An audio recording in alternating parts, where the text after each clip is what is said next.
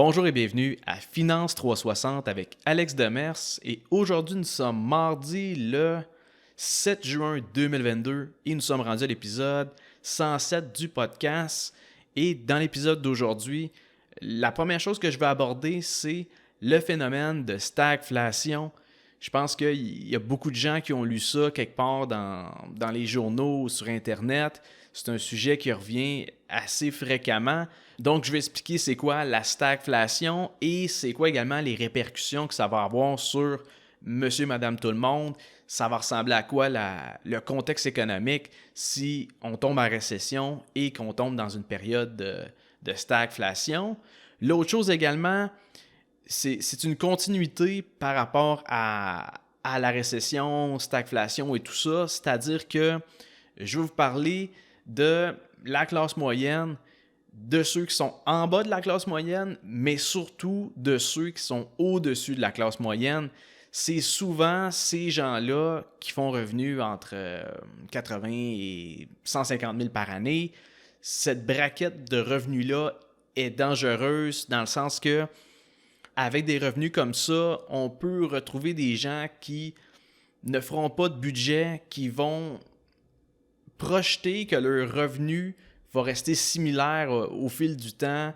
Des personnes qui dépensent beaucoup, donc qui font rouler l'économie, mais si on amorce un ralentissement économique, nécessairement, ça va venir impacter, oui, ceux qui n'ont pas beaucoup d'argent, mais ça va venir aussi affecter drastiquement les habitudes de consommation de ceux qui sont en moyenne, donc classe moyenne supérieure et plus. Donc, je vais aborder un peu ce volet-là également.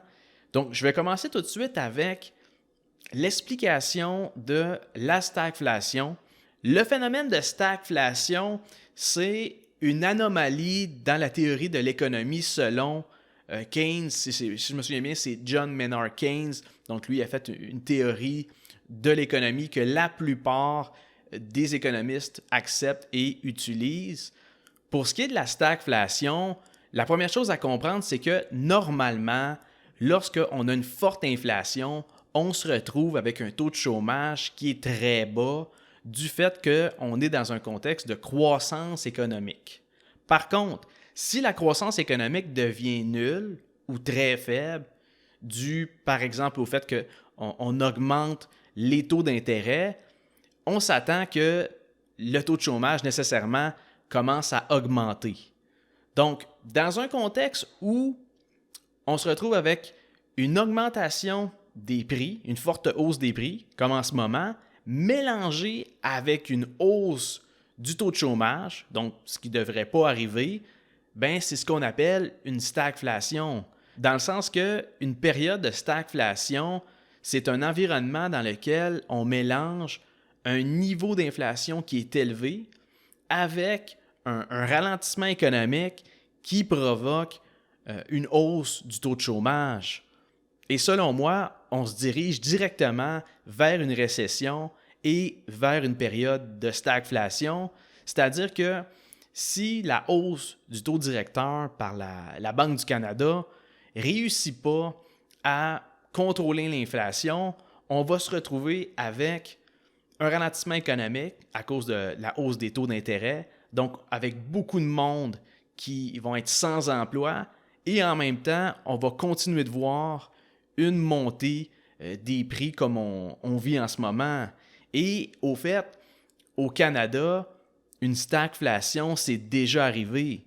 Je me souviens bien, c'était dans les années 1970-1980 et durant cette période de temps-là, les taux d'intérêt ils ont vraiment atteint des sommets historiques. Le niveau d'inflation était très élevé et le taux de chômage, lui, a dépassé 12%. Et c'est malheureux, mais je pense que c'est très probable qu'on revive une situation plus ou moins similaire, c'est-à-dire qu'on soit effectivement en direction vers une période de stagflation. Et d'ailleurs, ça se ressent déjà sur les marchés boursiers. On peut le voir avec les entreprises comme Target qui a réduit ses prévisions au niveau des bénéfices pour son prochain trimestre. On peut aussi constater l'engouement pour les solutions de paiement qu'on appelle acheter maintenant, payer plus tard. Au fait, Apple a même annoncé hier qu'elle allait lancer leur propre service de Buy Now, Pay Later. Et on peut voir avec tout ça que les grosses entreprises cotées en bourse commencent déjà à ajuster le tir en prévision de ce qu'ils pensent qui va arriver pour qu'elles soient en mesure en fait de survivre à la nouvelle conjoncture économique qui s'en vient. Et c'est ce qui m'amène à vous parler des faux riches, donc des personnes qui sont loin des dépendances financières, mais qui génèrent un certain revenu. Souvent, c'est ceux qui font entre 80 puis 125 000 par année, parce que nécessairement, ils font un peu plus que la classe moyenne, et souvent, ces gens-là, ben, ils veulent le montrer. C'est pas tout le monde, mais disons que dans cette braquette de revenus-là, souvent, c'est là que tu vas voir du monde qui roule avec une voiture de 80-90 000. C'est du monde aussi qui vont se payer une Rolex, qui vont prendre des photos de leur bœuf Wagyu au restaurant. Et surtout, c'est du monde qui veulent parler de leur salaire et de combien ils font. C'est le genre de gars que ça fait pas 15 minutes que tu le connais, que tu sais déjà qu'il fait 125 000 par année. C'était quoi sa dernière augmentation de salaire, puis combien il a payé pour sa nouvelle maison. Et honnêtement, je suis bien à l'aise de parler de revenus, puis de salaire, puis de finances avec le monde. C'est juste que ça dépend de c'est quoi l'optique. Faut pas que ça soit fait dans le but d'impressionner ou de démontrer à quel point tu fais plus d'argent que les autres, parce que, ben, un, ça ne fit pas avec ma mentalité, et de deux, ce que tu penses être beaucoup d'argent, si tu prends du recul, c'est pas tant que ça. Surtout si ton revenu, c'est une chose, mais ce qui reste au bout de tes dépenses, ça, c'en est une autre. Et l'autre volet derrière ça, c'est aussi la question de la valeur nette. C'est quoi que tu possèdes réellement? Est-ce que tu as des investissements? Est-ce que tu as des actifs, que ce soit de l'immobilier ou autre? Et ce qu'il faut comprendre avec tout ça, c'est que, comme j'en ai déjà parlé, depuis une dizaine d'années, on est dans un contexte économique qui est très favorable à générer du gros fric. On a connu une belle croissance économique, tout allait bien, tous les marchés financiers montaient, le marché immobilier aussi. Ça a été vraiment une période d'abondance. Par contre, tu peux pas non plus projeter que tes revenus d'aujourd'hui soient les mêmes ou augmentent durant les 10, 15, 20 prochaines années. Surtout si, en tant que salarié ou travailleur autonome, tes revenus dépendent directement ou indirectement de la conjoncture économique. C'est-à-dire que en période de récession ou en période de ralentissement économique, ça se peut que si tu vendais des chars, ben ton revenu descende. Ça se peut que si tu étais courtier immobilier puis que le marché immobilier ralentisse, ça se peut que tu fasses un peu moins. Et ça peut être la même chose pour un paquet de travailleurs.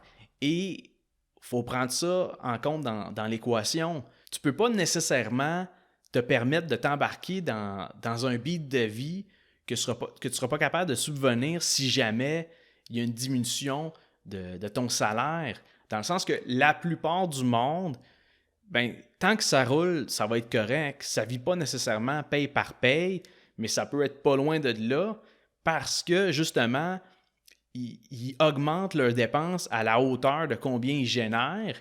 Et ça, c'est correct à une certaine mesure, mais comme je vous dis, au final, le plus important, c'est combien il reste. Et là, je ne suis pas en train de dire que la récession va plus toucher ces gens-là, parce que la classe moyenne et évidemment les gens qui sont tout près du seuil de la pauvreté, ben, ça va être aussi difficile pour eux autres, sinon plus, parce que des gens justement qui génèrent pas beaucoup, qui ont un salaire, disons, inférieur à 45-50 000 par année, ben c'est sûr que quand ton essence, ton épicerie puis ton logement augmentent de façon aussi drastique que ça, ben il t'en reste plus beaucoup pour mettre de l'argent de côté ou juste subvenir à tes besoins en cas d'imprévu. On est loin de penser à combien je peux investir puis combien je peux faire fructifier. Puis on n'est pas là pantoute dans ces niveaux de revenus-là. Mais mon point, c'est de dire que les personnes à revenus élevés qui ont un certain rythme de vie, ça se peut qu'il y ait une grosse modification. En fait, pas ça se peut, il va avoir une grosse modification au niveau de leurs habitudes de consommation. Il va falloir peut-être downsizer au niveau de la maison, au niveau de la voiture, au niveau du nombre de sorties, du nombre de voyages, etc. Et là, je vise personne en particulier, ni une profession, ni un métier quelconque, mais avec un ralentissement économique, une récession qui est à l'horizon, il ne faut pas éliminer la possibilité de perdre son emploi ou encore la possibilité qu'il y ait une réduction au niveau de son salaire. Et là, je ne veux pas jouer au prophète de malheur, je veux seulement que les gens se préparent à un contexte économique qu'on n'a pas connu depuis plus de 30 ans. Et un autre point, un peu lié à ça, c'est l'idée de devenir absolument propriétaire, un peu le American Dream, d'avoir sa propre maison, son garage, puis sa piscine dans la cour.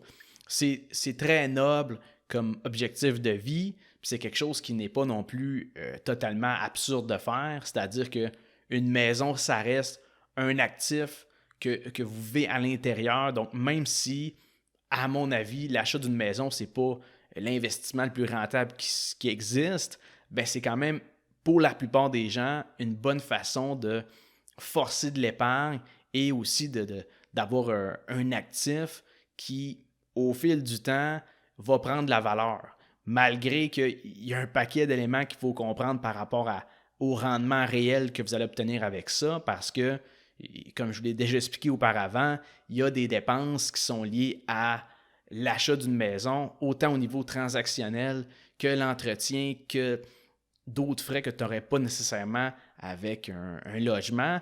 Et là, attention, je ne suis pas en train de dire qu'acheter une maison, ce n'est pas un bon move. C'est juste que oui, il y a possibilité d'obtenir un meilleur rendement ailleurs. Par contre, il faut comprendre qu'on est quand même obligé de se loger. On ne peut pas vivre à la rue. Donc, pour être en mesure de dégager un rendement excédentaire que celui que vous auriez obtenu avec l'effet de levier en achetant une maison, ben, il faut quand même, se trouver un logement qui est beaucoup moins cher que ce que vous auriez payé pour vivre dans une maison, et la différence d'argent que vous dépensez, ben, cet argent-là, il faut la placer quelque part, et il faut que le rendement obtenu avec ce placement-là soit supérieur à l'appréciation de la valeur de votre maison au fil du temps. Bref, je ne vais pas tomber dans le débat à savoir si l'achat d'une maison est un bon investissement ou pas. Le point, c'est davantage de se dire qu'avec la montée des prix qu'on a connus depuis les 2 dernières années, dû au fait que les taux d'intérêt étaient très bas et qu'il y avait beaucoup d'incitatifs à acheter une maison et devenir propriétaire, nécessairement, ce contexte-là va avoir mis du moins des gens qui vont être plus à risque au niveau financier si jamais les taux d'intérêt continuent à monter. C'est-à-dire qu'il y a une portion de ces gens-là qui ont pris des taux variables et qui sont peut-être mis au maximum de leur capacité d'emprunt dans le but d'absolument acheter une maison. Et évidemment, ils ont calculé les paiements hypothécaires dans un environnement économique où les taux d'intérêt sont à un niveau plancher. Et là, attention, je ne suis pas en train de dire que tout le monde qui a acheté une propriété avec de la surenchère va faire faillite l'année prochaine. Ce n'est pas du tout le cas. Et je ne prévois pas non plus une crise financière comme on a connu en 2007-2008 aux États-Unis. Mais je pense quand même qu'il y a des gens qui vont s'avoir mis dans une position un peu plus vulnérable à la hausse des taux d'intérêt.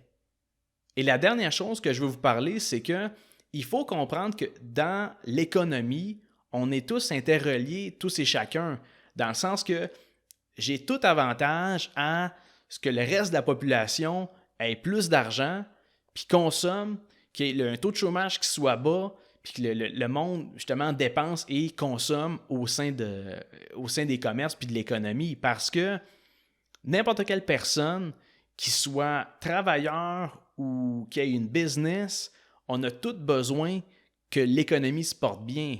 Et je vais vous donner un exemple très simple, juste pour démontrer à quel point on est tous interdépendants dans l'économie. Si moi, je suis un propriétaire de restaurant, puis que la population commence à avoir moins d'argent parce que ça coûte tout plus cher à cause de l'augmentation des prix, bien là, ils ont moins d'argent pour aller manger au restaurant. Fait que moi, nécessairement, mon chiffre d'affaires diminue. Je fais moins de fric, j'ai moins besoin d'employés. Fait que je vais faire des mises à pied. Donc, le taux de chômage va augmenter. Et de mon côté également, je passais sûrement des commandes à des fournisseurs. Ces fournisseurs-là vont faire aussi moins d'argent parce que j'en ai moins besoin. Et c'est toute une roue qui tourne et au final, il n'y a pas vraiment grand monde qui sont avantagés lorsqu'on est dans une période de récession, puis que le monde a de la misère à manger, puis que le monde ne paye plus leurs factures, puis que le monde ne dépense plus.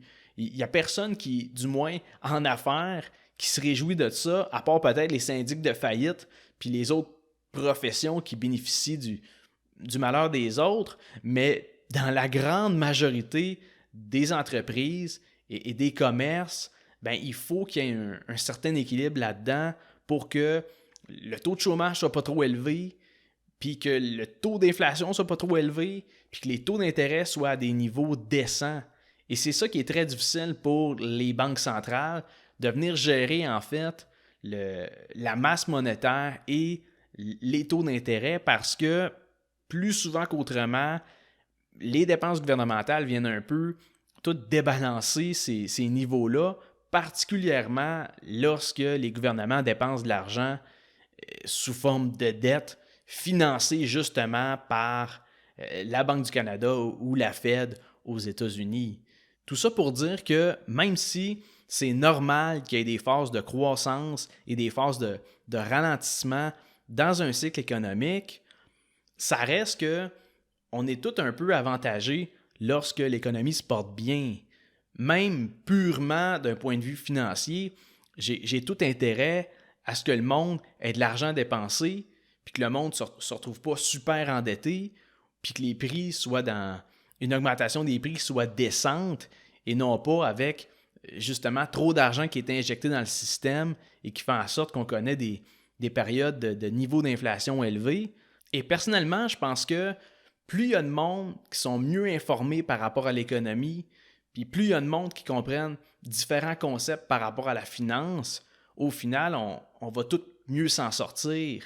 Et d'ailleurs, c'est une des raisons d'être du podcast, de vulgariser les différents concepts au niveau de l'investissement, de démocratiser la bourse, puis de vous parler d'un paquet d'affaires au fil des épisodes, ce qui peut vous aider au niveau financier, puis au niveau de la compréhension un peu de l'économie en général. Donc, ça conclut pas mal mon épisode d'aujourd'hui. Et je tiens à vous rappeler que moi, ce qui me motive le plus à continuer le podcast, c'est quand je vois du monde qui partage mon contenu puis qui recommande mon podcast à d'autres mondes. Parce que ma paye, quand je fais ça, c'est votre feedback. Donc, si vous trouvez ça intéressant, puis si vous aimez le contenu, bien, abonnez-vous sur Spotify, laissez un review sur Apple Podcasts, puis tout ça, ça va m'aider beaucoup au niveau de la visibilité de Finance 360. Donc, je vous remercie encore une fois pour votre écoute et on se revoit la semaine prochaine pour un autre épisode de Finance 360.